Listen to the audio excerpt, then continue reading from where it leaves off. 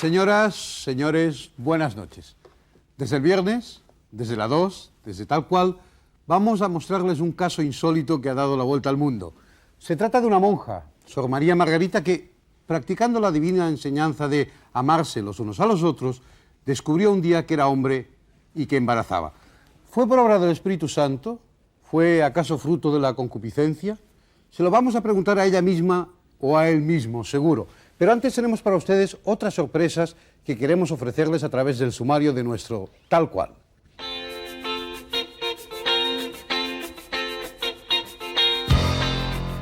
Tal Cual presenta esta noche a Fran Tavares, protagonista de una historia insólita, la monja dominicana que embarazó a otras religiosas, al árbitro internacional de fútbol Raúl García de Loza, a un mito cinematográfico de Hollywood de seductoras piernas, Sid Charisse, al periodista Fernando Rayón, autor del libro Sofía de Grecia, la reina, a un ídolo musical de la juventud europea, Patrick Bruel, a un nuevo empresario de innovadores planteamientos, Moisés Salvatierra, y a un legendario crooner de la música americana, coleccionista de éxitos de oro, Tony Martin. Ahora mismo, en Tal Cual.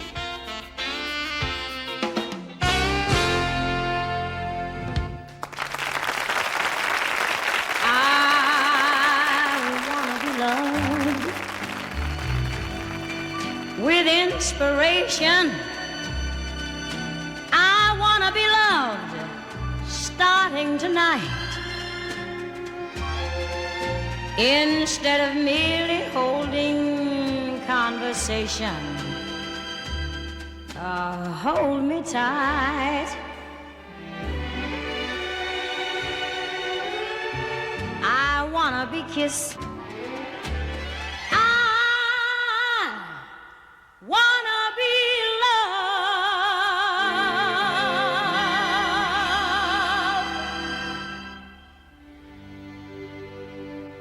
Estas imágenes que acabamos de ver al principio de nuestro programa están protagonizadas por nuestro próximo invitado, que ejerce uno de los oficios futbolísticos más antiguos del mundo. Es árbitro. Con casi 30 años impartiendo justicia por esos campos del Señor, en la actualidad es presidente de la recién constituida Asociación Nacional de Jueces Profesionales. Con ustedes el señor Raúl García de Loza.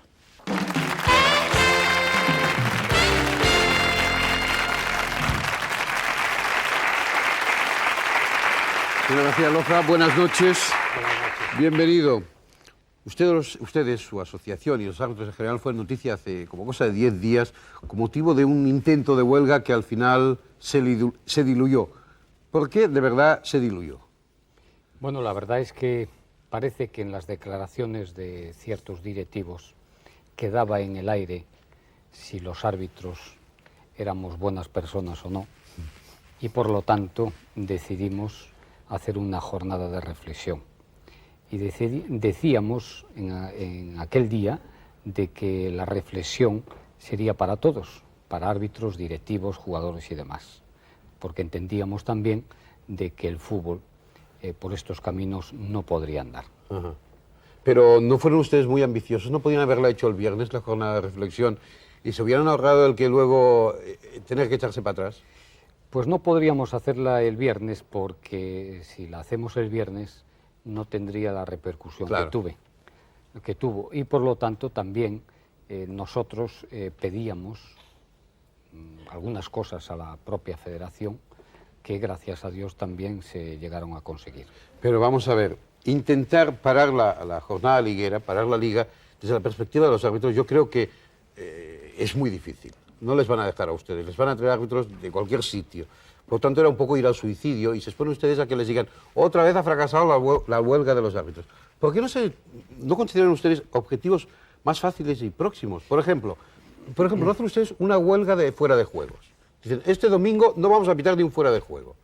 Oiga. No, porque eso, los árbitros en ese sentido sí que no podríamos hacerlos, porque iríamos en contra del reglamento. Claro. Pero sí. Pero parece, ya sabe usted, que los urbanos, por ejemplo, hacen huelga de no poner multas. Y también eso está en contra del reglamento. Pero al menos se nota su presencia y es agradecida. Ya, pero el guardia, como usted dice, no alteraría un resultado. Ya. Y sin embargo nosotros sí que alteraríamos el resultado si en una jornada no señaláramos ningún fuera de juego. Vamos a ver, usted ha dicho que la espiral de declaraciones de los señores Mendoza, Núñez, Lendoiro, fueron un poco la gota que colmó el vaso, ¿no?, ya de la Sí. paciencia de ustedes. ¿Cree usted que la Federación Española debería sancionar a esos directivos? Por supuesto, no a estos directivos, sino a cualquier persona que se desmadre en sus declaraciones. Lo que no puede dejar en el aire un presidente es decir, es que este partido me lo robaron. No, señor, diga usted quién se lo robó y cómo se lo robó. ¿Usted tiene la sensación alguna vez de haber robado un partido a alguien? Yo- Aunque sea por error, no con mala fe. Pero- Hombre, la verdad es que es muy fácil de llegar a tu casa, ver la televisión y ver que te pudiste equivocar. Y en una jugada grave para un equipo, ¿no? Ajá. Pero que el árbitro tiene que señalar en el campo y tiene que señalar lo que ve. Después no vale. A mí lo que me sorprende es que se saquen, diría yo, y yo no entiendo de fútbol, y perdónenme, yo solo lo que leo, pero se saquen más tarjetas por protestar que por faltas, que por agresiones, que por patadas. Bueno, a mí Cuando el espectador desde fuera, yo creo, claro, no oye lo que protestan, pero ve mucho más las patadas y las agresiones que no las protestas. A mí me consta que usted sabe de fútbol. No, Más de lo que dice, seguro. Pero sí, la verdad es que los árbitros españoles, y creo que ya a nivel mundial, a veces sancionamos más esa protesta que esa falta que hace el jugador, cuando se ve claramente que en vez de ir a jugar la pelota va a derribar al contrario o a agredir al contrario.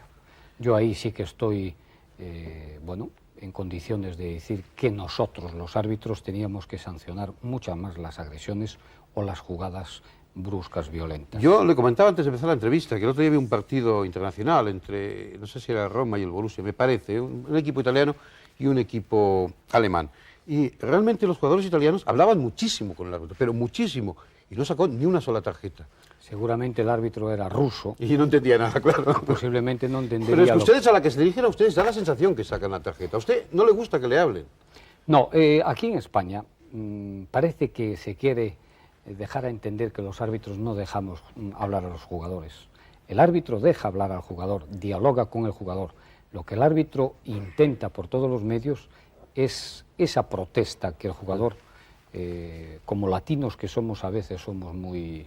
Pero los italianos son más latinos que ustedes y le sacan menos tarjetas por protestar, ¿eh? Aquí en España concretamente está prohibido. O sea, el árbitro en un partido de fútbol tiene a un señor arriba en la grada que lo está informando. Y ese informe a veces... ¿Que está haciendo un informe sobre su arbitraje o que le está informando a usted? No, que está haciendo un un informe. informe sobre el arbitraje. Y en un apartado dice, dialoga con los jugadores o no dialoga con los jugadores. Aquí en España está prohibido el diálogo entre jugador y O árbitro. sea, si dialoga le pone mala nota, vamos. Correcto. Ya. La única persona dentro del campo que se puede dirigir al árbitro es el capitán. Ya. ¿Qué se habla en un campo de fútbol? En el terreno de juego me refiero, no en la grada, ¿no? Porque yo veo constantemente el portero pues echar una bronca a sus defensas, un jugador hablarle al otro, de los contrarios, de los propios, dirigirse a usted, a lo mejor usted no le oye. ¿Cuáles son las palabras que se sueltan en medio del campo? ¿Tacos, blasfemias, palabras soeces? No. ¿O hay una conversación fluida y uno le pregunta por los niños y por su No, mujer? eso no. No, nada. No. Eso, como comprenderá, en un partido de fútbol en donde hoy se juegan tantos intereses, no le va a preguntar cómo tiene los hijos o la mujer, ¿no? Y si se lo pregunta usted, igual cree que es con mala intención. No, a mí la verdad es que si me preguntara por mi mujer, Claro. no me molestaría porque yo no la tengo. Ya, bueno, ya, de acuerdo. Pero hay Con árbitros, los hijos hay árbitros tampoco. que sí que la tienen, ¿no? Si un ¿Y jugador- cómo está tu señora? Tu padre, ya les agrada. Claro, empezamos mal, ¿no?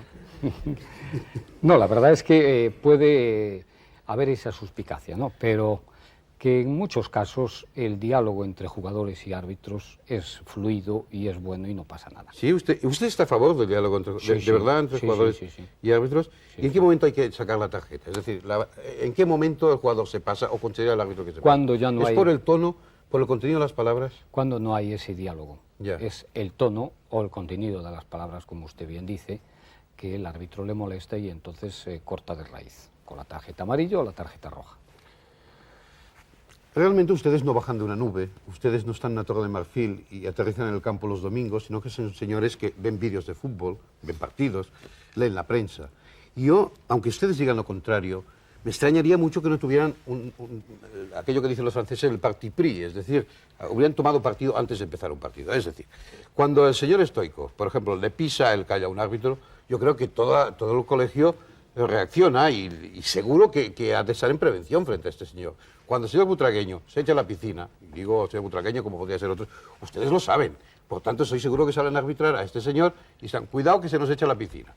No, la verdad es que el árbitro sabe cuál es el jugador que se la puede jugar en cualquier momento. Entonces, bueno, quiérase o no se quiera, estás más pendiente de ese jugador, ¿no?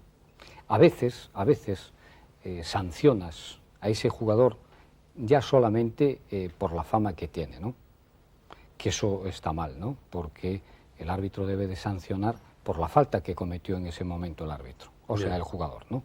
Pero que muchas veces un jugador, bueno, tiene fama de que si se tira en el área, de que si es agresivo o si es faltón, ¿no? Pues entonces, es faltón.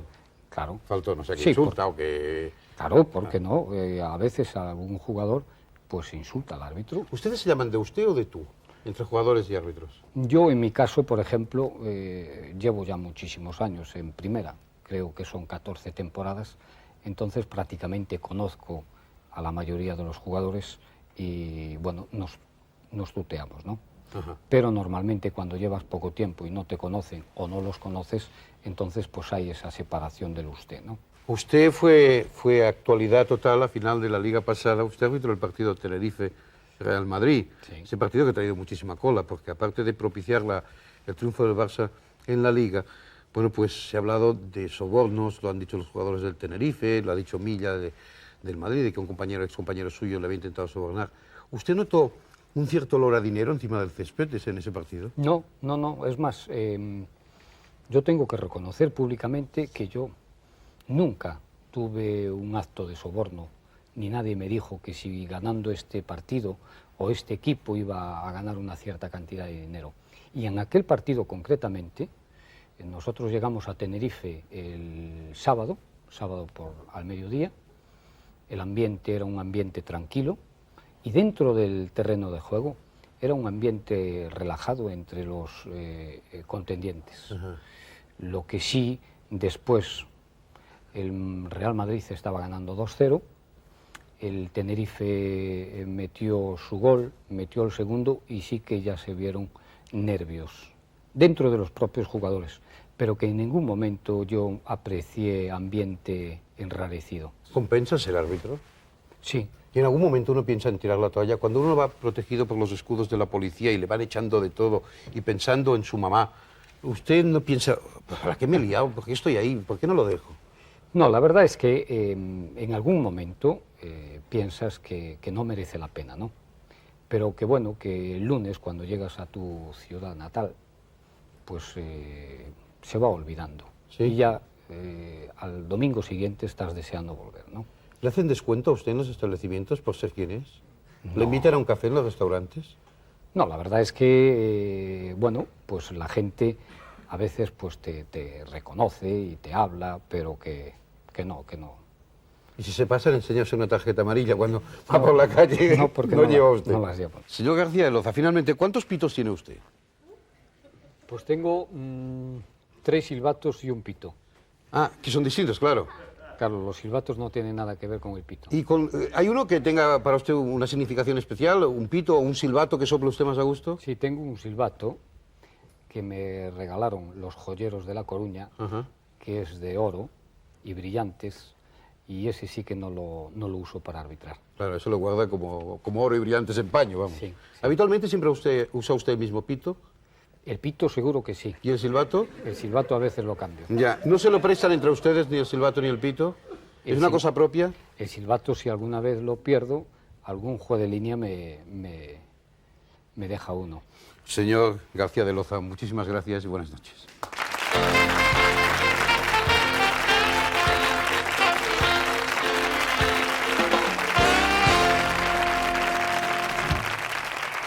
Es el momento de la pausa, pero nosotros volvemos. Miren, tenemos una bellísima canción de Patrick Briel, además éxito en estos momentos en España.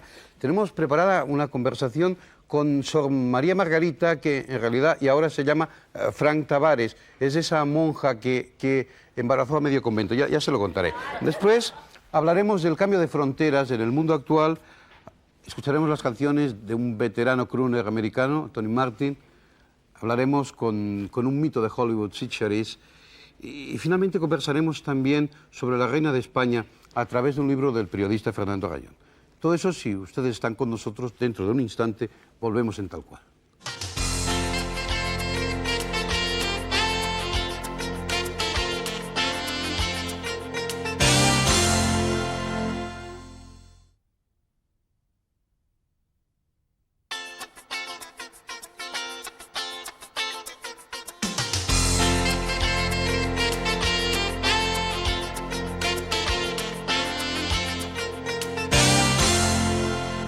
Con su permiso, vamos a continuar con nuestro Tal Cual de todos los viernes y vamos a hacerlo con un invitado francés muy especial.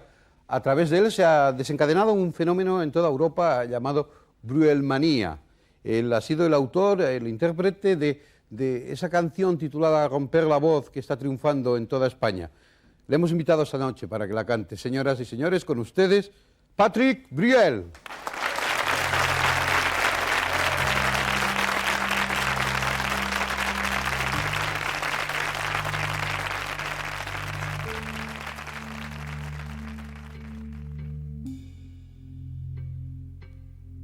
Esta noche no tengo ganas de callar. Esta noche puede pasar todo en este bar. Esta noche estoy a punto de estallar. Esta noche yo me quiero romper la voz. Romper la voz. Rompe la voz, rompe la voz, rompe la voz. No creo ya lo que hay pintado en la pared. No creo ya el mismo rollo otra vez. No estoy para sonrisas de salón. Déjame gritar mi rabia. Déjame romper la voz, romper la voz, romper la voz, romper la voz. Los amigos se van, los otros se quedan. Me dejaron juzgar por los come mierda. Encuentros vaídos, tiempo que se quema. Jóvenes cansados, viejos que esperan. Flashes que nos llegan desde el televisor. Bufones que imponen el color del amor. Vagar por la ciudad sin sentirse mejor.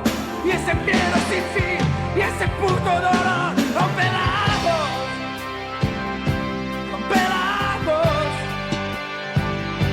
rompe la voz, rompe la voz. Chicas de la noche, las que huyen del sol, un revolcón con ellas, lo llamamos amor. La vergüenza maldita que el espejo devuelve, reflejando el vacío y un perdón urgente. Ver un niño sufrir y a un hombre llorar y tener que admitir tanta mediocridad. Canciones que nacen como un grito feroz, desgarran mi garganta hasta romper la voz. Rompe la voz, rompe la voz, rompe la voz, rompe la voz. Esta noche no tengo ganas de callar. Esta noche puede pasar todo en este bar. Esta noche estoy a punto de estallar. esta noche, sí, esta noche, yo me quiero romper la voz, romper la voz.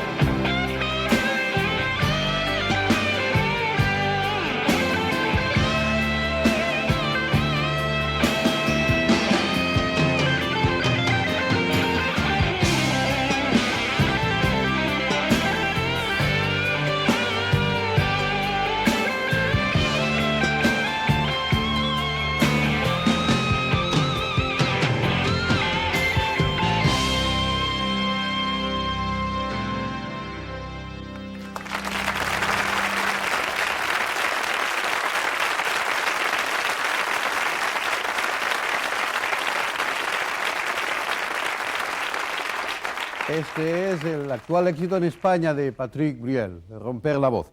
Y vamos a cambiar de tema. Miren, la historia del dominicano, invitado nuestro que ahora voy a presentarles, es realmente singular. A causa de una anomalía cromosómica, durante mucho tiempo se consideró una mujer, aunque sexualmente fuera todo lo contrario. Casi toda su vida ha transcurrido entre los muros de un convento. De día era una monja, pero de noche, entre tinieblas, ejercía de hombre. Al final, después de embarazar a 2 novicias, se descubrió el pastel y tuvo que abandonar el convento y los hábitos. Buenas noches y bienvenido, señor Frank Tavares.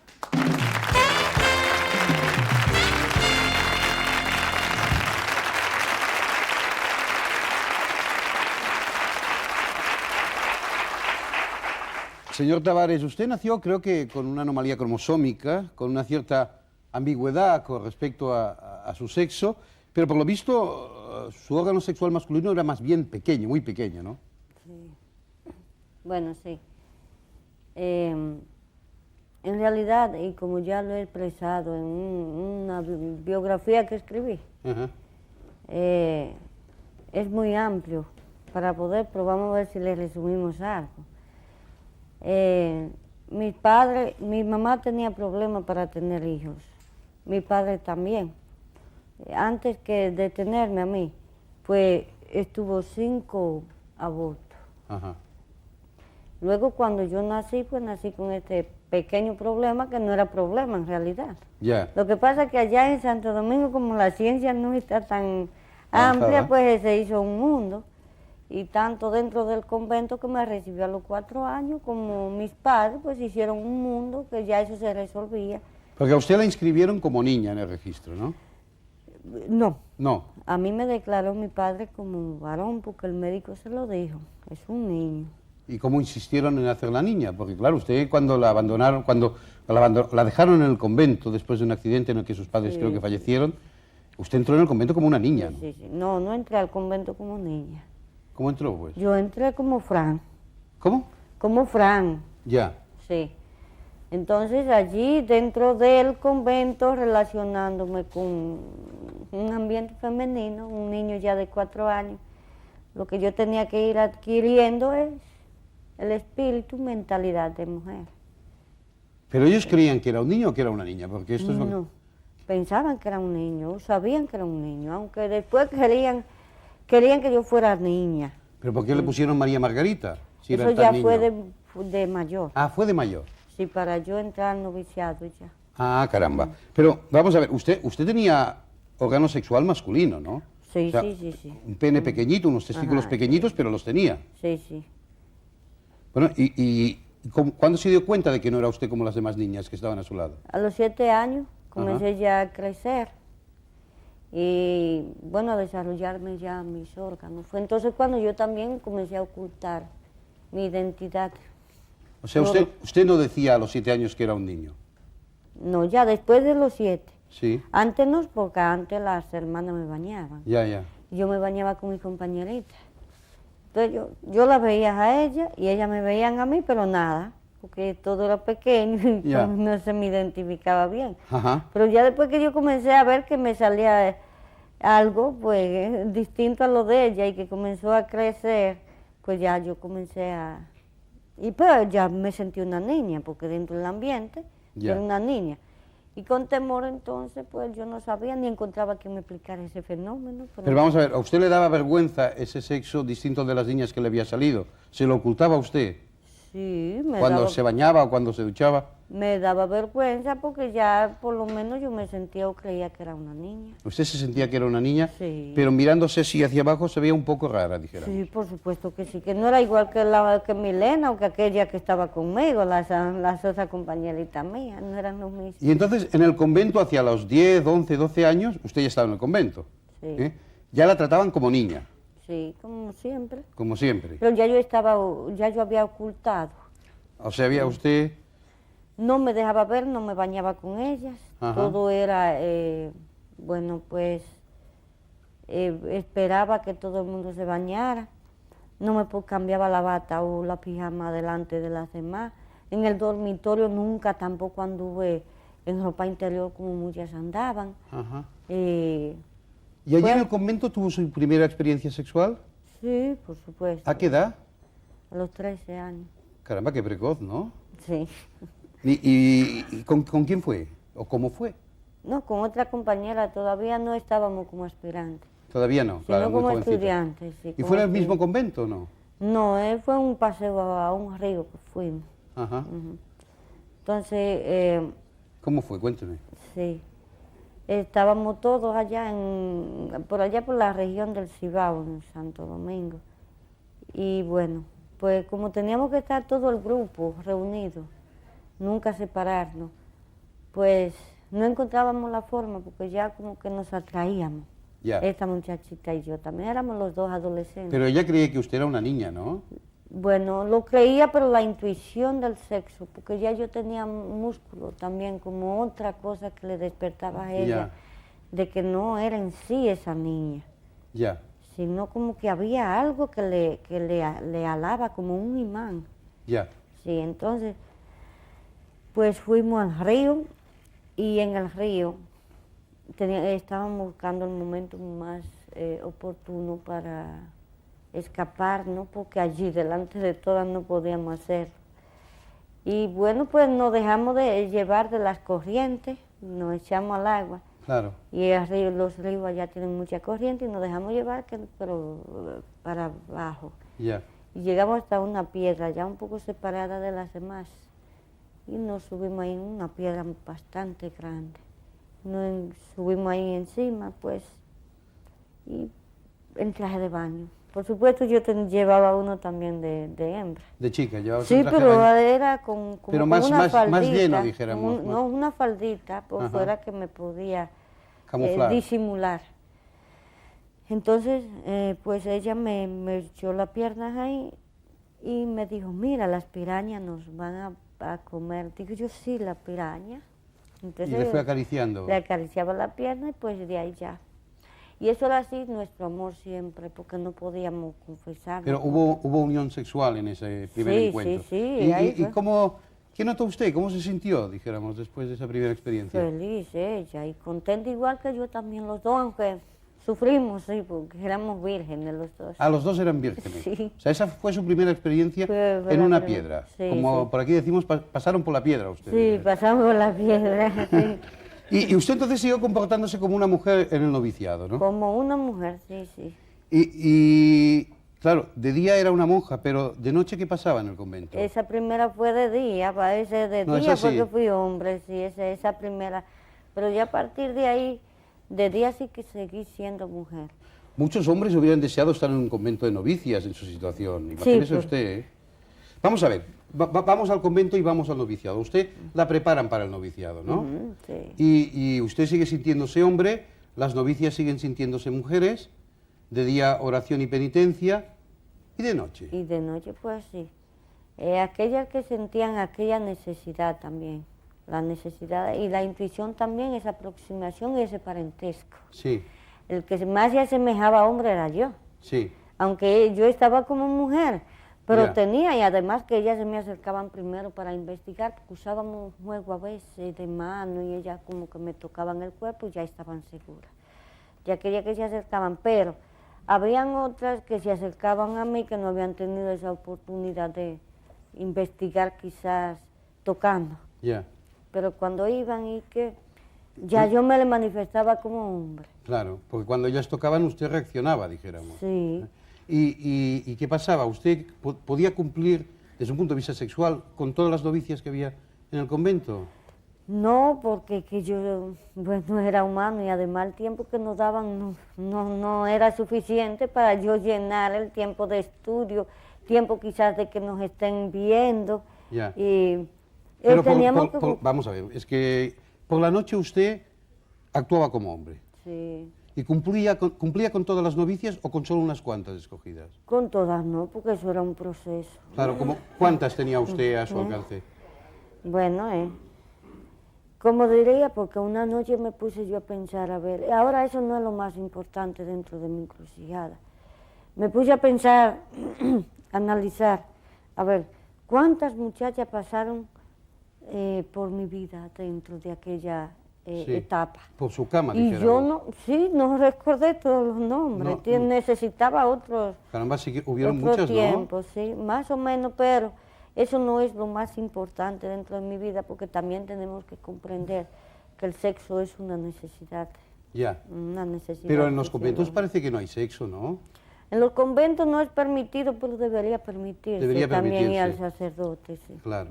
Vamos a ver, ¿y usted tenía tiempo, no se cansaba mucho por las noches? Sí, eso es que le iba a decir, que tenía que cansarme, porque el día estudiando, y estudiando mucho y trabajando, además teníamos nuestras faenas.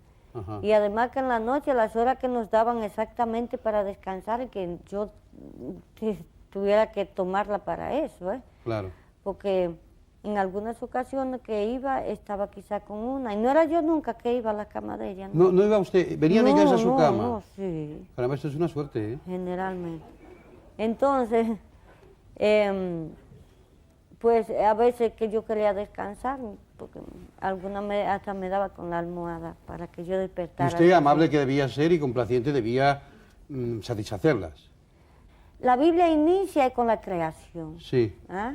Y Ya. para la creación tiene que haber una unión de hembra con varón para Ya. que se siga Y multiplicando. usted se sentía como en la creación, dijéramos. Eso sí, por supuesto, y digo que sería un pecado el no hacerlo, el no tratar de multiplicar el mundo, porque también tenemos que ver el pasaje de Cristo cuando sintió hambre y fue donde la higuera, aquella mata que no le dio fruto y la maldijo. Claro. Pues entonces la Biblia hay que interpretarla también. Yo no sé, cada quien tiene su idea, pero yo me basaba en eso. Ahora, lo más grande para mí, esa creencia y ese amor en Dios, porque sé que existe y me ha acompañado siempre. Claro.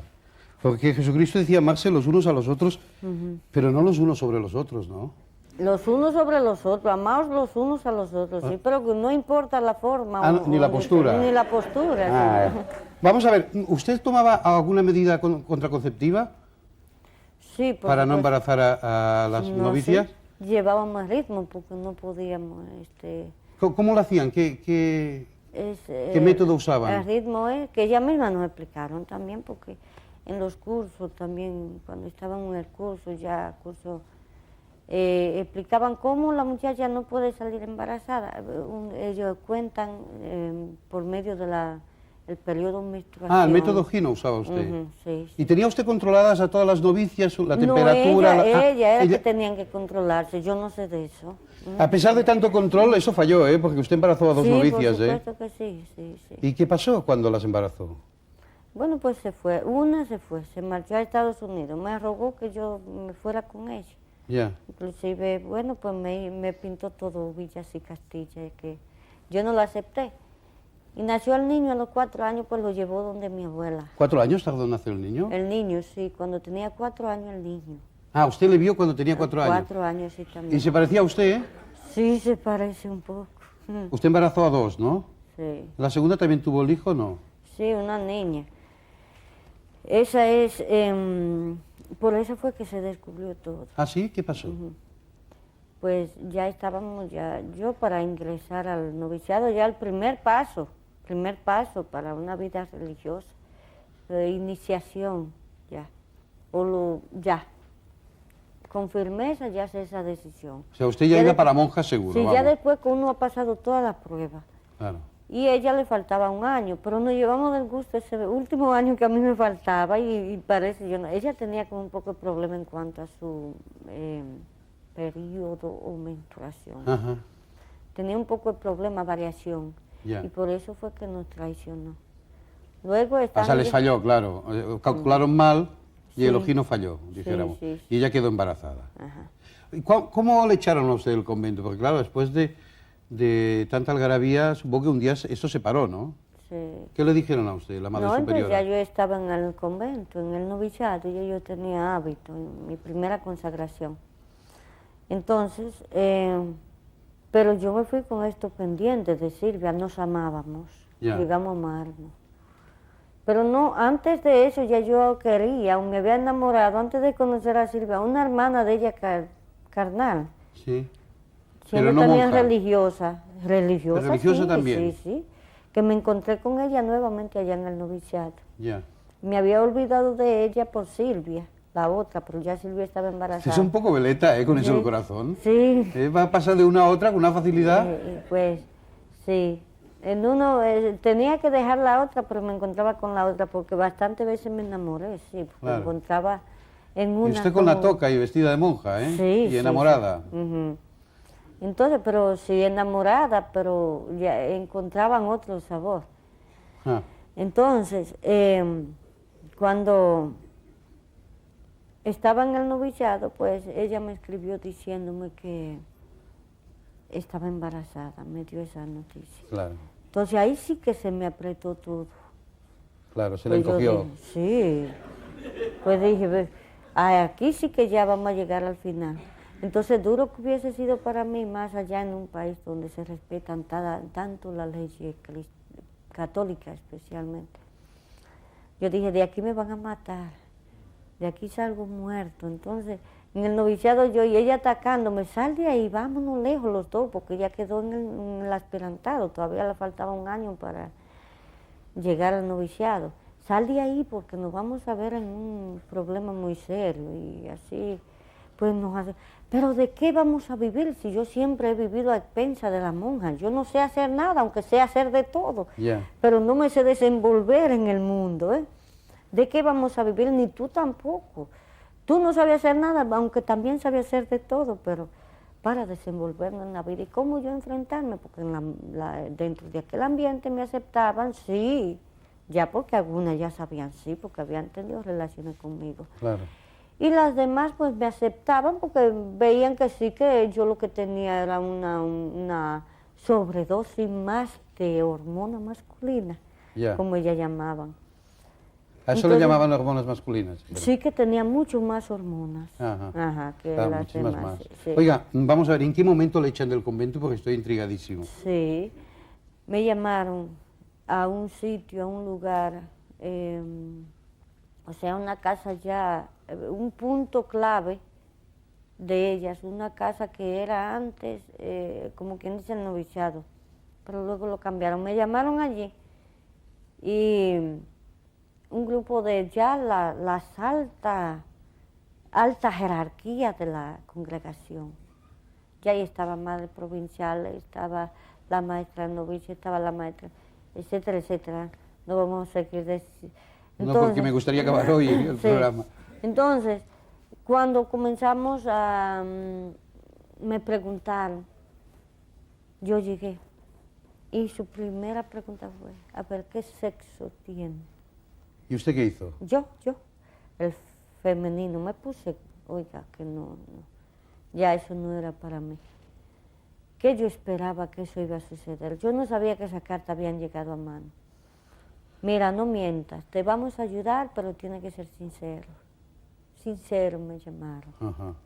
Vieron claro que usted era un hombre. Sí, a ver, ¿qué sexo? No, porque ya Silvia había dicho, había delatado todo. Ya Silvia ya la habían investigado. Claro, claro. Silvia había hablado y Entonces, dijo que ¿le sí. miraron el sexo o no?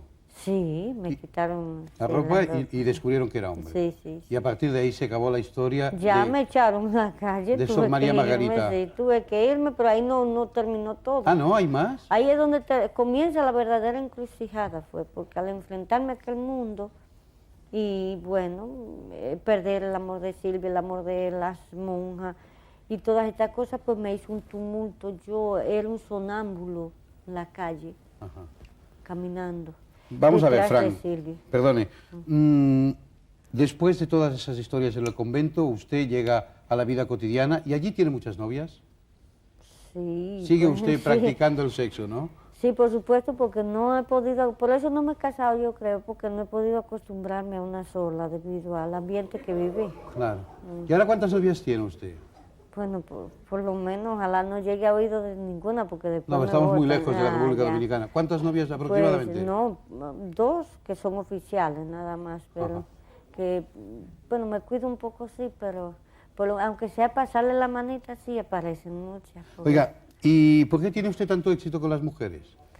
Bueno, hemos estado analizando, se debe yo creo a que yo sé hacer todas las cosas. Pues si quieren comer algún plato aperitivo que les guste mucho, pues yo se lo sé hacer. Ajá. Si quieren vestir un traje, un vestido para irse de fiesta, pues yo también se lo sé hacer. El vestido rápidamente sin tener que esperar en la boutique, se lo confeccionen, yo mismo se lo confeccionen, nada más ir a comprar la tela y en un momento ella allí pues le confecciono su traje. Este es auténtico secreto de un conquistador como usted. Sí, no solamente eso, porque además con las caricias y bueno, el sexo también parece que le llaman mucho, le atrae mucho, porque lo hago con mucha delicadeza y creo que hay muchas mujeres que les atrae eso. Esta es la historia que queríamos contarles. La historia de Sor María Margarita, que después de una serie de vicisitudes en el convento, practicando eso de amarse los unos a los otros, llegó finalmente a la calle, tiene muchas novias gracias a una serie de virtudes que ha ido atesorando en el convento y que hoy es su nombre y se llama Fran. Gracias, Frank Tavares.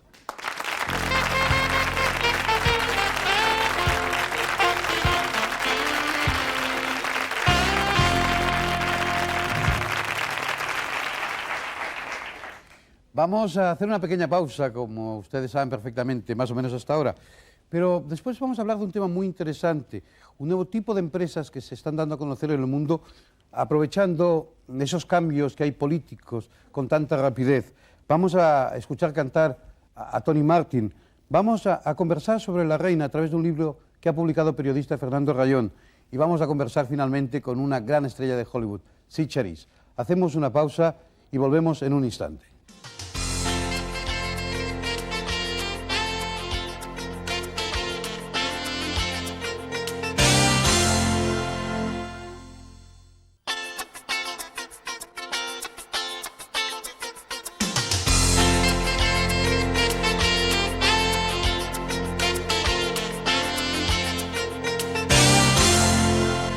¿Han caído ustedes en la cuenta de que los Atlas que les compraron a sus hijos ya no sirven prácticamente para nada?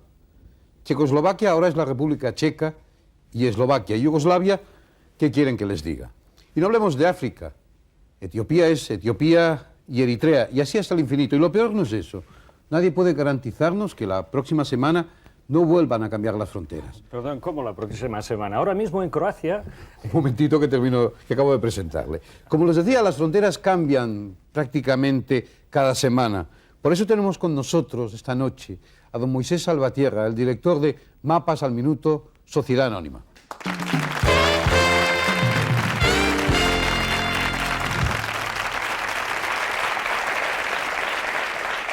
Perdone que la haya interrumpido. Buenas noches.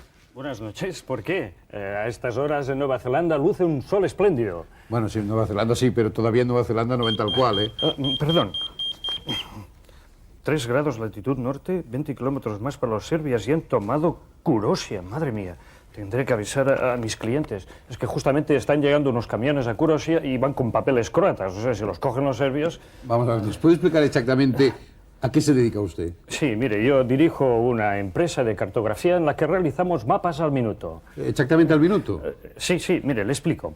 ¿Sabía usted que en un año se producen miles de cambios en las fronteras de todo el mundo? Guerras civiles, luchas tribales, resoluciones de la ONU e incluso cambios atmosféricos que mueven diariamente cientos de fronteras.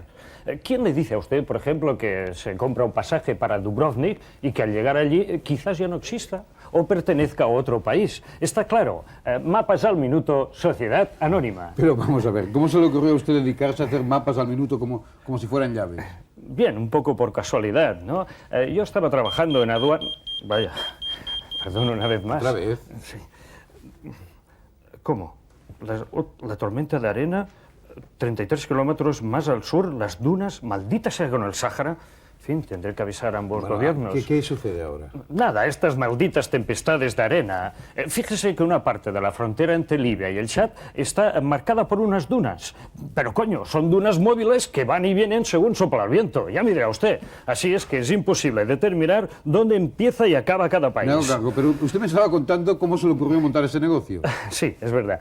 Mire, yo era propietario de una agencia de aduanas en la Junquera, que por cierto, ya debe saber usted cómo está el sector después de esto de la supresión de fronteras y tal. Bien, pues un cliente nuestro, cuyo nombre voy a omitir porque no viene al caso, vendió una importante partida de jamones a un país centroeuropeo.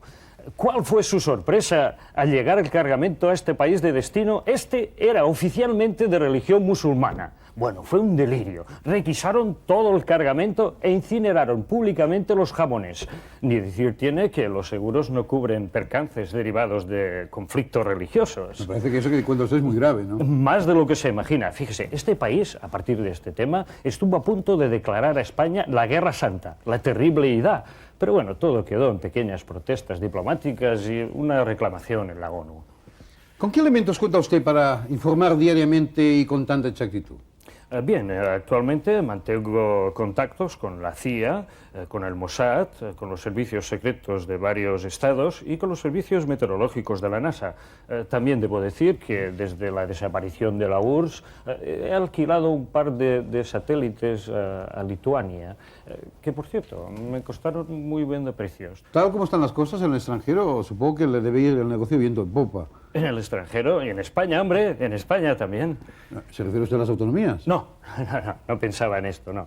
Mire, nosotros tenemos varios clientes muy importantes, en Alemania sobre todo, para los que hemos elaborado informes de gran utilidad, con mapas de carreteras e indicaciones puntuales para que sus camioneros, obsesionados con esto de la lógica teutona, no se pierdan por allí. ¿Se pierden? Que si se pierden, claro, naturalmente, con esta mentalidad no es de extrañar.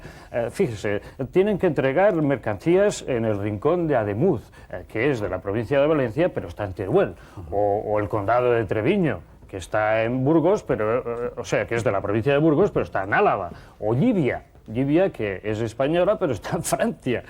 Según mis informes, trabaja usted con un amplio abanico de clientes multinacionales, agencias de viajes. Supongo que tendrá muchas anécdotas que contar. Pues sí, efectivamente. Podría escribir un libro. Mire, pero recuerdo una cosa que me hizo muchísima gracia cuando, como empecé a trabajar con agencias de viaje, ¿no? Una conocida agencia fletó un charter con 200 personas a Praga, Brno, Bratislava, etc. Al tomar tierra el avión, subió a bordo un funcionario y de golpe les espetó: señores, Checoslovaquia desde hace una hora ya no existe. La mitad es Eslovaquia y la otra mitad la República Checa. Y nos llevamos bien. Por ello, para evitar conflictos, los que estén junto a las ventanillas dejarán las perras en la República Checa y los del pasillo en Eslovaquia. No puede ser esto. Sí, fue tremendo, señor Casas. Imagínese, bebés arrancados del pecho de sus madres, matrimonios separados, mellizos de toda la vida obligados a seguir caminos diferentes. Bueno, pues por lo que deduzco es de vital importancia que sus clientes reciban una información muy puntual, ¿no? ¿Con qué medios cuenta su empresa para ello? Mire, diariamente y según las circunstancias, varias veces al día, grabamos en un pequeño estudio una bobina que, una vez digitalizada e informatizada, la enviamos a través de un exclusivo módem a Robledo de Chabela y desde allí, a través del Hispasat, llega a todos nuestros abonados. Y si no es mucho pedir, podríamos ver una muestra de ese trabajo cotidiano. Lo sabía. Bien, entendiendo que es una cosa confidencial, pero también percibiendo que usted me pediría una muestra de nuestro trabajo, me he permitido entregar a sus colaboradores un disquete precisamente para el programa de mañana. Pues, señor Salvatierra, si nos lo permite, vamos a verlo.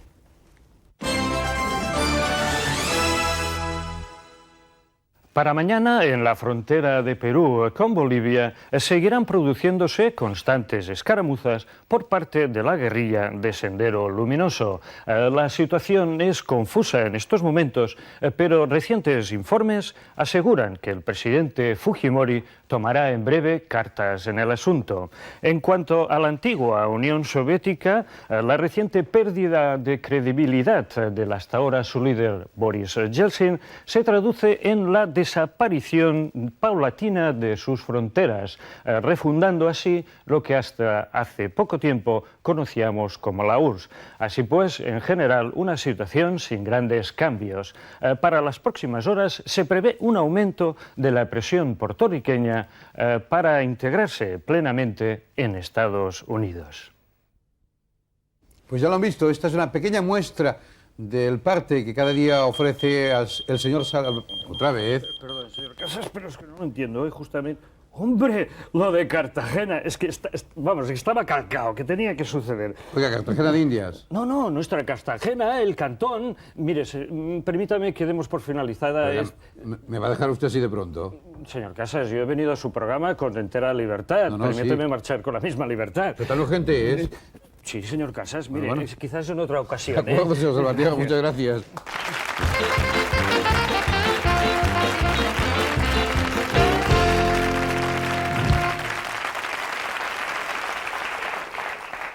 Pues ya ven ustedes cómo son esas empresas modernas que tienen que ofrecer al minuto su información. Vamos a cambiar, como siempre ocurre en nuestro programa, totalmente de tema. Tenemos un invitado de excepción, uno de los grandes crooners de la música americana. Ha venido acompañando, o él ha sido acompañado por su esposa, han venido en matrimonio, Sicharis, nuestra invitada de aquí un rato, y él, Tony Martin. Es un hombre que sigue actuando en Las Vegas y sigue poseyendo ese swing, esa elegancia que solo los grandes crooners poseen. Señoras y señores, el encanto, la experiencia del señor Tony Martin.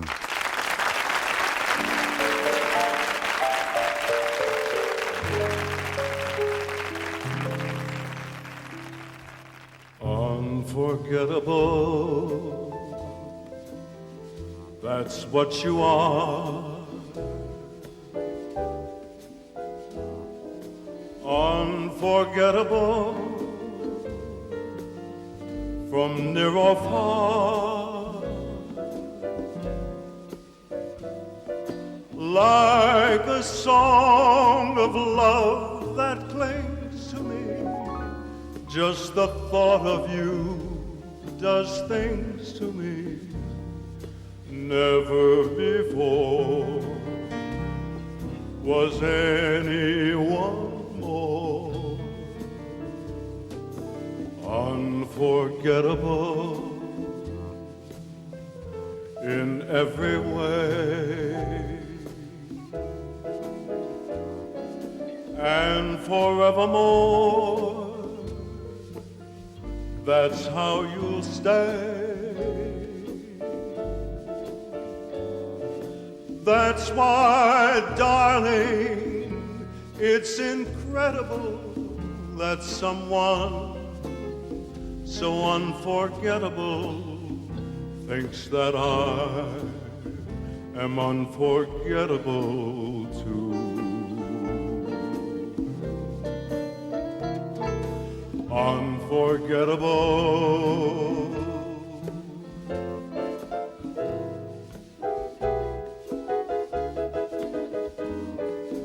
unforgettable,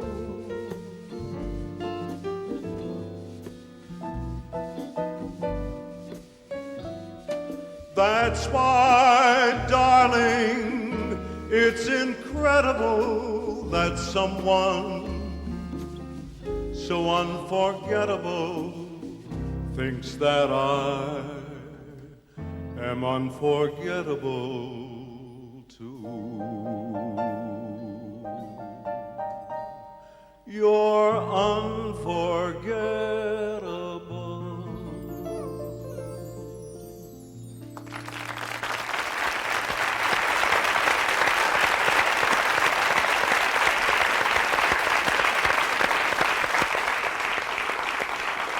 acompañado de la banda del programa, la primera de las canciones que esta noche nos ofrecerá Tony Martin. Bueno, vamos a continuar. Queremos hablar de la reina de España y vamos a hacerlo con un hombre que ha escrito precisamente su biografía, un hombre que ha seguido a la reina en los viajes y que, condensando sus conocimientos sobre el tema, lo resume en Sofía de Grecia, la reina. Señoras y señores, con ustedes, Fernando Rayón.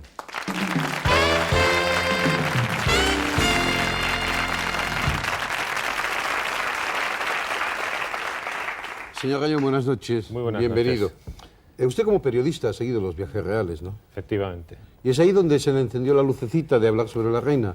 No, no se me encendió la lucecita ahí, se me encendió hace unos 6 años cuando tuve que ir a hacer una serie de reportajes a Grecia y tuve que visitar los palacios donde había vivido, tuve que hacer una serie de entrevistas a la gente que la había conocido a distintas edades y me di cuenta que era un personaje absolutamente desconocido para la mayoría de los españoles.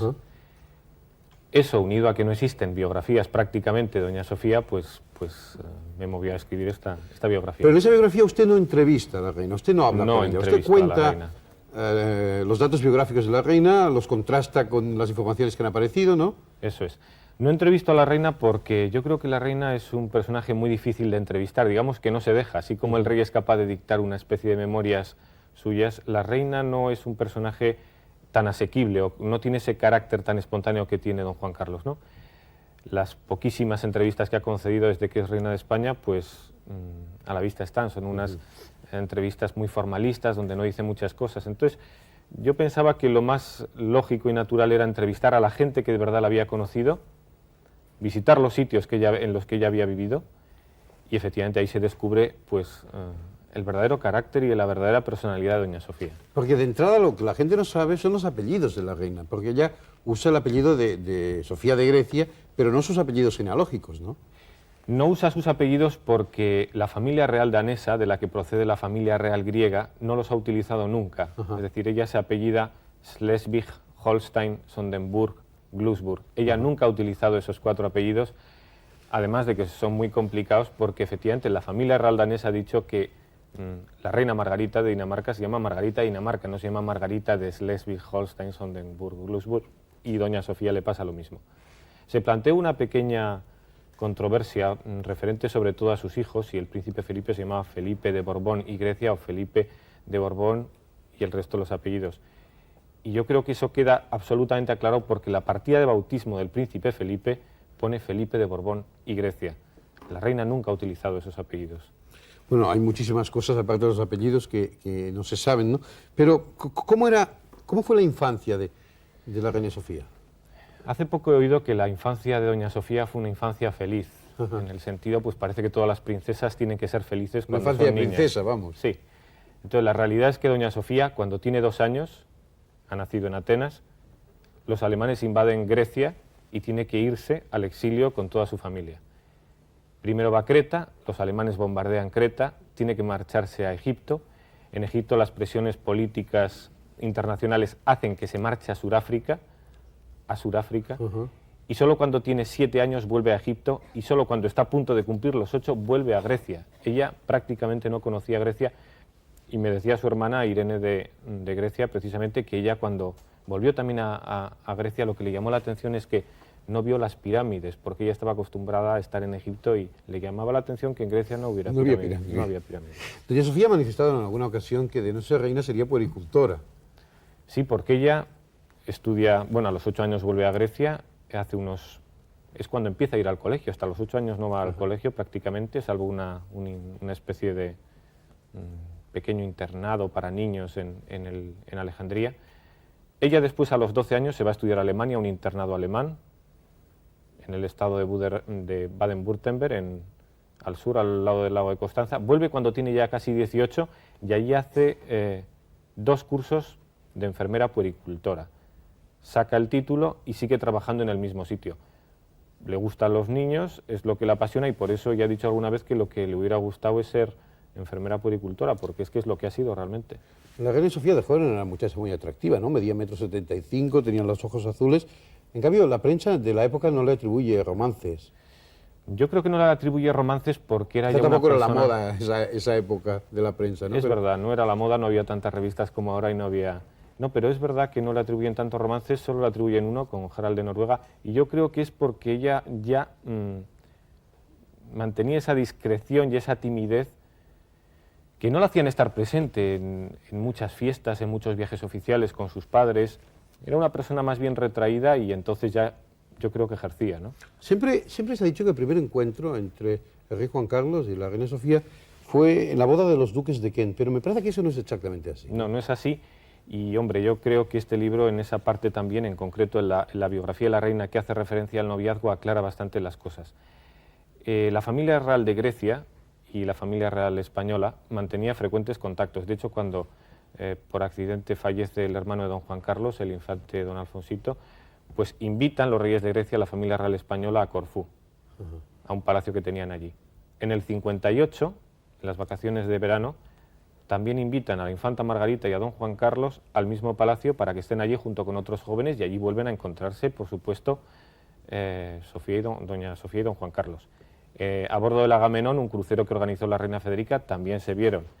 En la boda de los duques de Württemberg en 1960 se vuelven a ver. Y en las navidades del 60, y estos son datos que no eran conocidos, vuelven a verse las dos familias reales. Entonces, lo que se produce en la boda de los duques de Kent no es exactamente un flechazo, se conocían de antes. Allí sí que, de verdad, pues, como dice doña Sofía, el protocolo hizo bien las cosas y acabó en boda, como todos sabemos. ¿Pero cuándo comenzó el romance entre los reyes de España? Posiblemente y de una manera patente, yo creo que en la boda de los duques de Württemberg, porque ahí don Juan Carlos comenta a un compañero suyo que le dice pues algo así como, hombre, qué simpática la princesa doña Sofía, y él dice, sí, me ha hechizado. Ese es el comentario que le hace don Juan Carlos a este amigo suyo. Yo creo que ahí es donde don Juan Carlos se fija que ahí hay una persona, una mujer, pero que también hay una reina. En una fiesta posterior a la boda de los duques de Kent que mencionábamos, se produce un incidente, parece que ayuda a consolidar la relación, ¿no? entre don Juan Carlos y doña Sofía. ¿Qué es lo que sucede exactamente? Eso lo cuenta usted en su libro y me parece muy interesante y divertido al mismo tiempo. Sí, de una especie de striptease. ¿Cómo? ¿De quién? De striptease, no, voy a aclararlo. Alrededor de la boda de los duques de Kent, pues bueno, pues todos los jóvenes que iban allí, pues lógicamente se encontraban, unos tomaban copas con otros, y hay un momento en el que unos cuantos jóvenes, príncipes, conocidos, amigos, van a una especie de café, concierto que hay en Londres, y allí, bueno, a los postres prácticamente, pues para sorpresa de algunos, pues se produce un... era 1961, yo me imagino que no era un striptease como los de ahora, pero bueno, una escena, y doña Sofía se pone de pie y sale del local, ¿no? Don Juan Carlos, pues se pone de pie también y sale tras ella, y juntos se fueron ya al hotel. En fin, ese gesto yo creo que le gustó y porque lo ha comentado alguna vez don Juan Carlos, le gustó mucho. Cuando le comunican a Franco el idilio de los reyes, parece que no reacciona muy bien.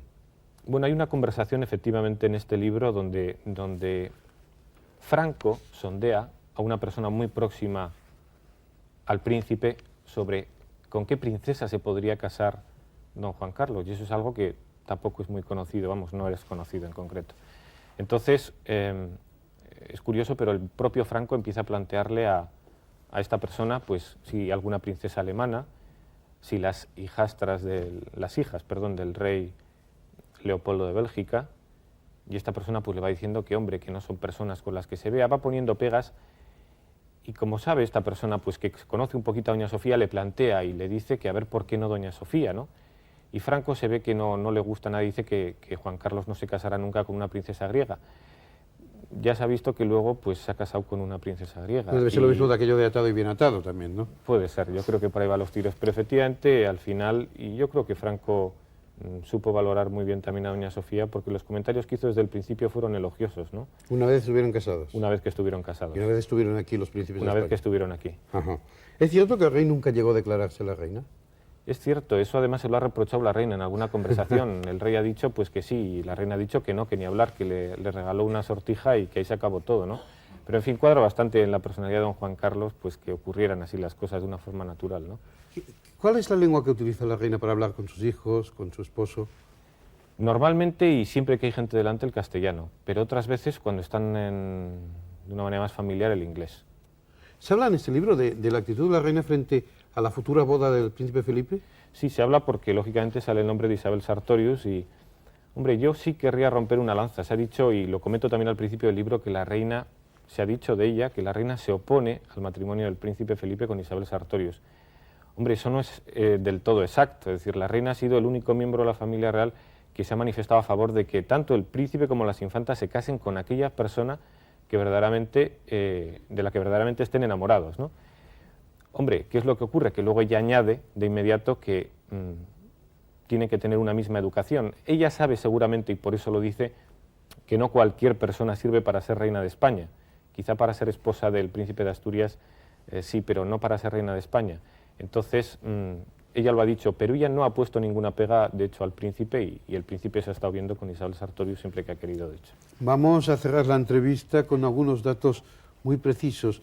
¿Qué hace la reina en su tiempo libre? ¿Le gusta ver la televisión? ¿Le gusta leer? ¿Qué es lo que le gusta hacer? La reina lee mucho, es una persona que le entusiasma cualquier cosa que haga referencia a la cultura. Le gusta mucho la música clásica. En la zarzuela está montado un dispositivo que permite, un hilo musical que permite oír música en cualquier sitio. Es conocido que la reina va a muchos conciertos. La reina además es una persona que tiene tiempo porque madruga, duerme muy poco, duerme unas 6 horas. A la reina le gusta estar en familia, disfruta con las reuniones familiares. La sorpresa que le da a don Juan Carlos el día de su 40 cumpleaños es que se ha traído a un montón de primos suyos y familiares de las ramas alemanas, los junta en la sala de estar de la casa de su hermana, la infanta Pilar, y cuando llega la reina abre las puertas, ¿no? A la reina le gusta la gente, estar con la gente, estar con los niños, tiene una atracción especial, pero no un poco la atracción de los políticos de ir dando besos a los niños, ¿no? La reina disfruta con los niños porque es lo que le hubiera gustado ser, como decía hace un momento, ¿no? La reina también pues practica deportes, eso es conocido, esquía bastante bien. ¿Es vegetariana? Sí, es vegetariana. Es vegetariana. Ha ido cada vez siendo un poquito más vegetariana, ¿no? Ahora mismo, pues yo creo que es vegetariana totalmente, ¿no? Yeah. Y es muy frugal con sus comidas, ¿no? Ella siempre ha dicho que en la zarzuela se come poquísimo. Otra cosa es que a don Juan Carlos y al príncipe Felipe le gusten las comidas más ciertas, como digo en otro momento, que es verdad, les gustan las comidas. ¿Es cierto que no le gusta la fiesta de los toros? No, no le gusta nada. A mí me llamó la atención también como un dato favorable a ella, ¿no? La reina doña Sofía nació en Atenas, es una reina extranjera, pero en el famoso vídeo que puso efectivamente Televisión Española con Selina Scott, hay un momento en el que Selina reprocha la fiesta de los toros, y es ella y no el rey el que contraataca inmediatamente y dice, y ustedes tienen las cacerías de zorros. Yeah. Eso ella, a la que no le gustan los toros, y de hecho a partir de un momento dado dijo que no iba a ir a ninguna corrida más, y no ha ido. Pero indica un poco hasta qué punto se siente española y cómo es la reacción inmediata de ella para defender ante un inglés las corridas de toros. Finalmente usted comienza el libro hablando de la presencia de los reyes en los Juegos Olímpicos, de los aplausos que el público asistente en la jornada de inauguración le dedicó, y lo compara usted con unos ciertos comentarios que coincidieron en la prensa de rumores, bueno, pues de ciertos romances de rey, etcétera, etcétera. ¿Por qué hace usted este punto de partida? Yo empiezo hablando de la reina en los Juegos Olímpicos porque a mí me parece que en aquella ocasión, y además lo pudimos ver todos los españoles, la reina cuando vio salir al príncipe Felipe como abanderado del equipo olímpico español, perdió un poco los papeles, digo, y creo que en ese momento, pues la reina, que es tan protocolaria siempre y que quizás siempre pues está tan en su sitio, la vimos como madre, empezaba a agitar los brazos, no paraba, y la vimos un poco más cercana, más próxima, y la sentimos quizá, por eso creo que esa faceta que este libro descubre, que es una faceta mucho más humana y próxima, me interesaba mucho, ¿no? Y luego lo pongo en relación con una serie de acontecimientos, ese famoso viaje a Suiza, los rumores que salieron sobre don Juan Carlos, porque precisamente llegar los reyes a tener una popularidad como nunca habían tenido después de los Juegos y comenzar a producirse una serie de rumores en contra de ellos fue todo uno. Quizá la intervención que recojo también del presidente del gobierno cuando dijo que, bueno, que quizá había determinada gente interesada en producir que había ciertos intereses en contra de los reyes, vinieron un poco a dar la razón a los que opinaban que efectivamente era una campaña. Pero lo pongo en relación porque quizá el mayor momento de éxito público, de calor popular de los reyes, se vio compensado también con esas críticas, con esas cosas que vinieron. Entonces, también es un poco las sombras y las luces de un reinado. Es decir, que uno puede pensar que ser rey es una cosa magnífica, que ser reina es una maravilla, inmediatamente cuando uno está en la cima de la popularidad descubre que inmediatamente vienen las críticas injustas, a veces incluso hasta las difamaciones, etc. Sofía de Grecia, la reina. Este es el libro, esa es la aproximación al personaje que nos ha traído su autor, el periodista Fernando Rayón. Muchas gracias. Gracias.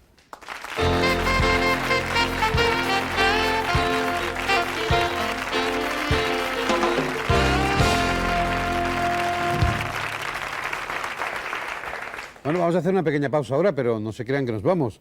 Vamos a volver enseguida porque tenemos una entrañable entrevista con uno de los mitos de Hollywood, Sid Charisse, y después vamos a escuchar de nuevo una canción con Tony Martin. Una pequeña pausa y volvemos enseguida. Esto es Tal Cual.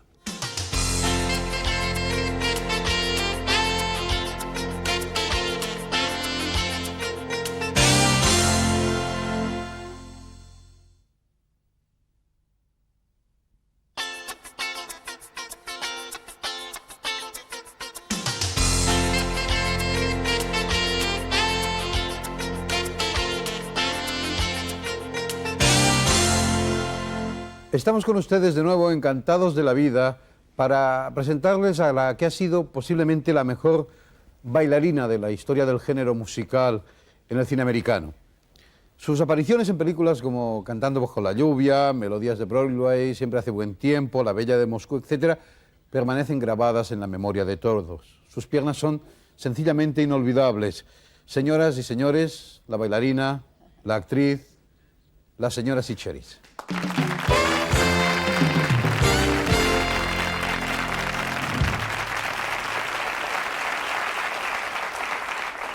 Buenas noches, bienvenida, Sid. Creo que usted empezó a bailar por consejo médico, ¿no? Porque creo que usted tuvo una poliomielitis de pequeña. Sí, en realidad, sí, tendría 6 años. Una pequeña enfermedad. La familia no sabía exactamente lo que era. El médico dijo que era un caso ligero de polio. No fue una lesión grave, el hombro tan solo. Era tan pequeña que la gente tenía miedo de tocarme. Tiene que hacer ejercicios, decían. Entonces mi padre amaba el baile, la danza, y dijo, ¿por qué no va a clases de baile? Y así lo hice, para precisamente desarrollar los músculos. Y muchos danzarines les pasa esto, que empiezan para desarrollarse a causa de una enfermedad. A los 14 años usted formaba parte ya del ballet ruso de Monte Carlo. Y a los 16 contrajo matrimonio. Empezó usted muy deprisa a vivir, ¿no? Sí, parece ser que sí. Bailaba en Hollywood. Y precisamente un bailarín que bailaba con Pavlova, y como sabe, estaba el director de los ballets de Monte Carlo, pues visitó mi clase, se acercó a mí y solo verme dijo, únese a mi empresa. Mi padre estaba en Texas, mi madre estaba en Texas, y para ellos fue toda una sorpresa. Me fui a casa, discutí con mi familia, ¿es realmente lo que quieres hacer? Pues vete, vete. Y me uní a la compañía de ballet. Mi padre me llevó al tren hasta Cincinnati, Ohio, y ahí empecé mi carrera con los ballets de Monte Carlo. ¿Cuál es el recuerdo de aquella compañía de ballet clásico en los años 30? Bien, era una maravilla, compañía maravillosa. Pero mi recuerdo es que estaba aprendiendo el lago de los cisnes y precisamente me uní a la empresa, a la compañía, cuando estaban de turné, y yo estaba desde atrás, o sea, mirando cómo ensayaban, y de repente una noche ya tenía que actuar y me equivoqué. Una vez había una fila y todas se movían en el mismo sentido y mi pierna iba en sentido contrario y me pusieron una pequeña multa. Eran muy estrictos en los ballets rusos de Monte Carlo. Decía yo que a los 16 años contrajo usted matrimonio, ¿no? ¿No era muy pronto? Bien, conocí a Mark Nichols Cherise, que era mi maestro de baile. Él, cuando yo bailaba en Londres, en el Covent Garden, con la compañía, me visitó y nos fuimos de vacaciones a París 2 semanas. Y se esperaba que con la compañía nos fuéramos a Berlín. Pero en París nos casamos. Y tenía solo 16 años. 16 años. ¿Cuánto tiempo duró ese matrimonio? 4 años. 4 años. El segundo lo ha durado multiplicado por 10 y algo más, 45 años, ¿no? Sí. Sí, 40 veces más, sí. 45 años, son muchos años. ¿Y es usted muy feliz con Tony Martin?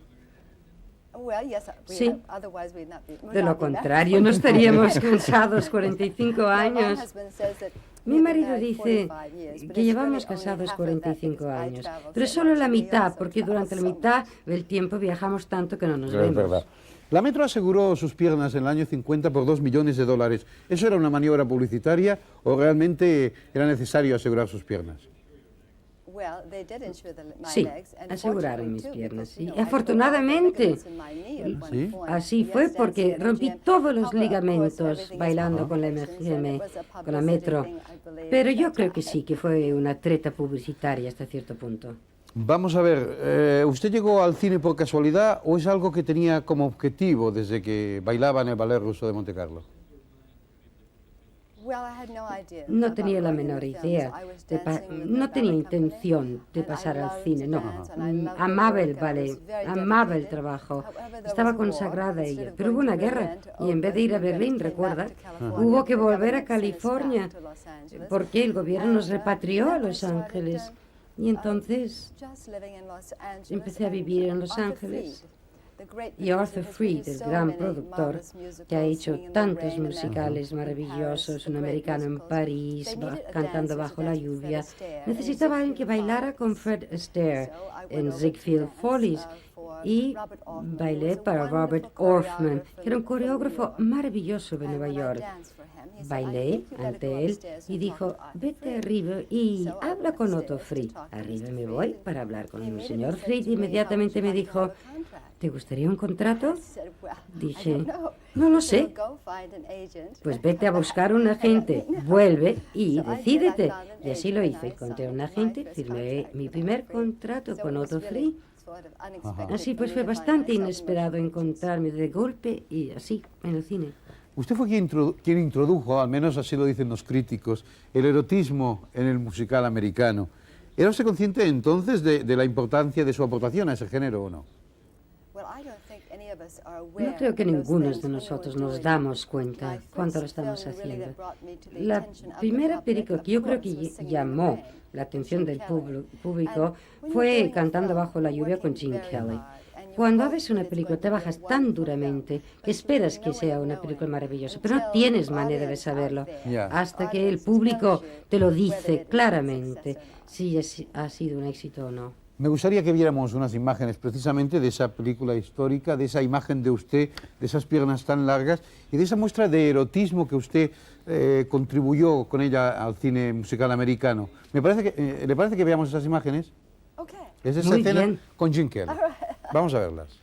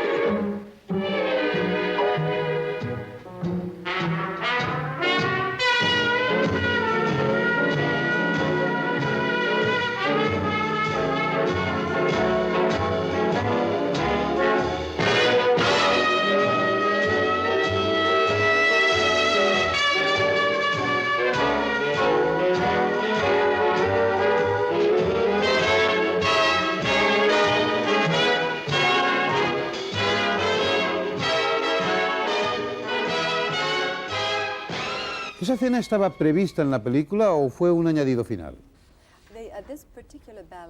Ese ballet concreto, bueno, cantando bajo la lluvia, tenía muchos números, pero siempre se pensó para dejarlo al final. Que recuerdo que fue lo último que se rodó. Arthur Freed decidió que quería una bailarina para bailar con Jean, que no era la bailarina que seleccionó Jean. Y me preguntó, ¿quieres hacerlo con Gene Kelly? Y yo le contesté, ¿cómo no? Por supuesto, me encantaría. Y dijo, pues muy bien, a última hora, por lo tanto, en ese último gran número de Bajo la lluvia, aparecí yo bailando. Vamos a ver, ¿su secreto fue combinar erotismo y técnica?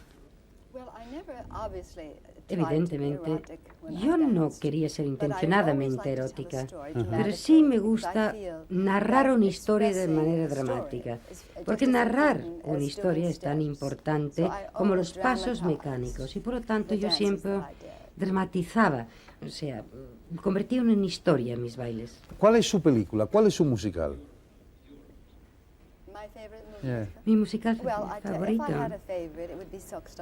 Yo creo que sería precisamente La Bella de Moscú, escrita por Cole Porter. Se había representado en Broadway, se hizo especialmente en California para Fred Astaire y yo. El director fue un gran director, Fred Astaire, ya no digamos.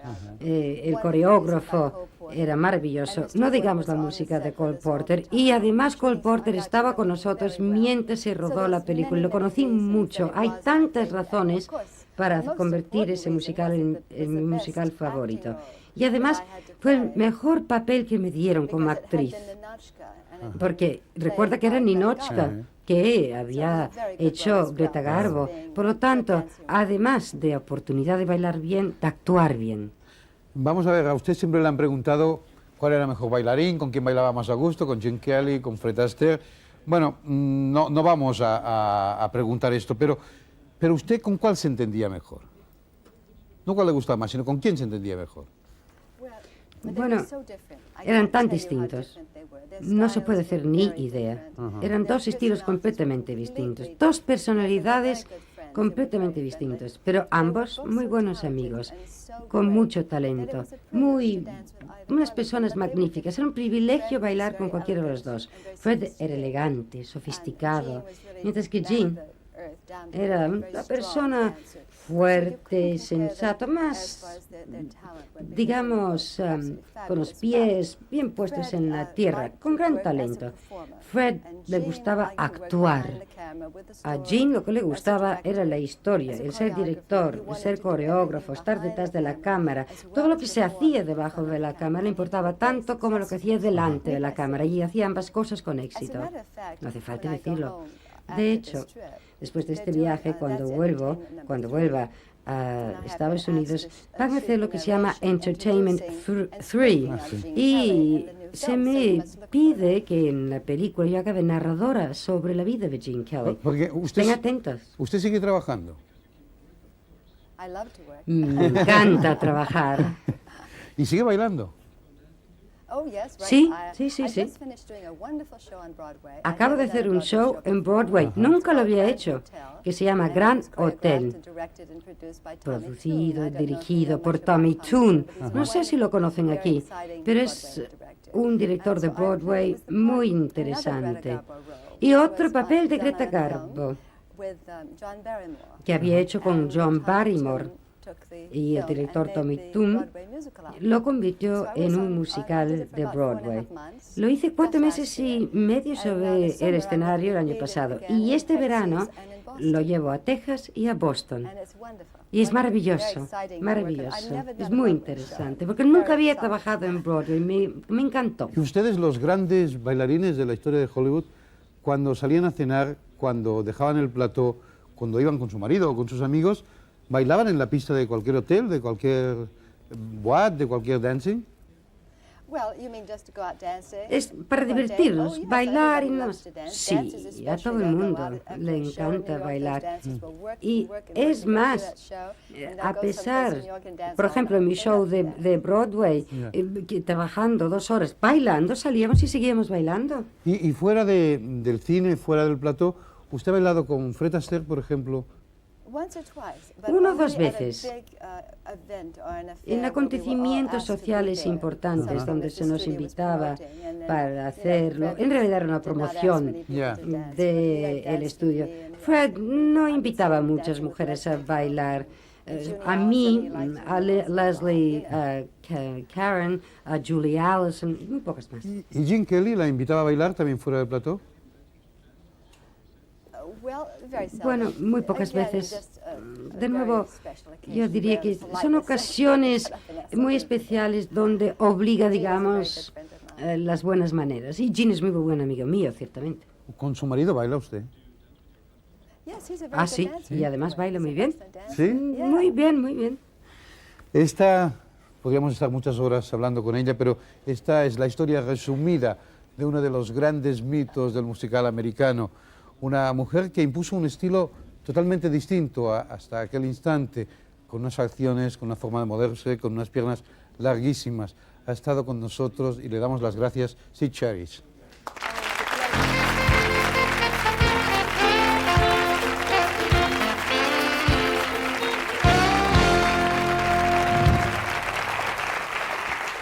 Pero Sid Charisse no ha venido sola, se lo decíamos hace un instante. Y en el momento de cerrar nuestro programa queremos disfrutar de nuevo con las canciones clásicas americanas, con los estándares, traídos por la voz de ese crooner histórico. Señoras y señores, nuevamente con ustedes, Tony Martin.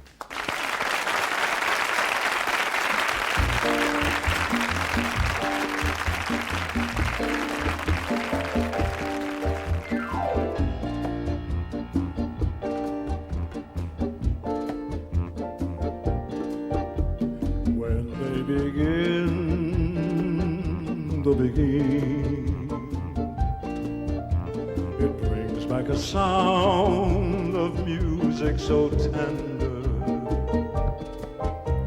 it brings back a night of tropical splendor,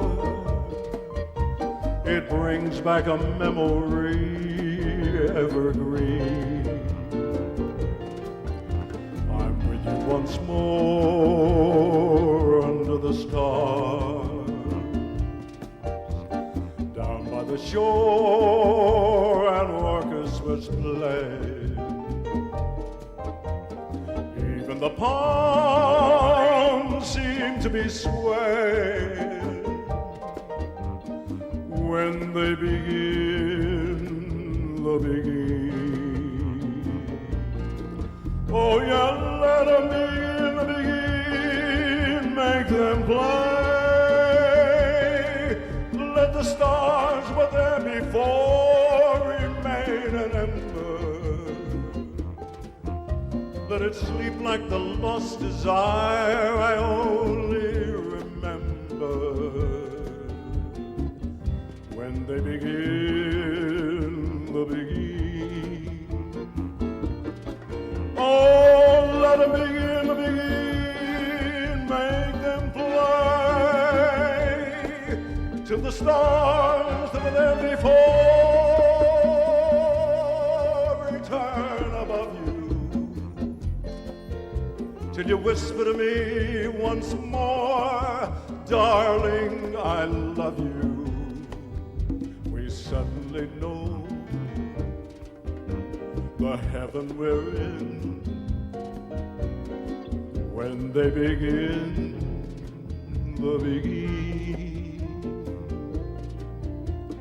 When they begin the begin.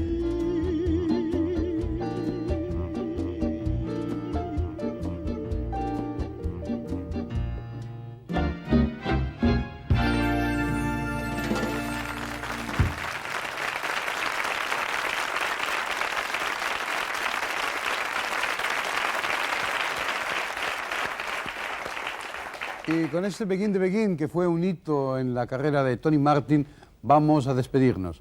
Les esperamos la próxima semana con un programa tan variado como este. Naturalmente los viernes en Tal Cual. Buenas noches.